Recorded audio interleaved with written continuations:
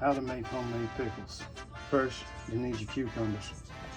Turn the fucking fire on. You want to boil water, vinegar, and some sugar. You can also use your own spices to make it easy. I just use pickling spice. Make sure you have a jar. Next step, chop your fucking pickles. You can either do them split long ways, which I already have a jar full of those. Hold on. This here's an example. Jar of sliced pickles. These are more of my spicy blend. Put some spices in there, some garlic, right? After you slice up your pickles, any consistency you like. Me personally, I like my pickles thick like I like my... Next, you put the pickles in the jar.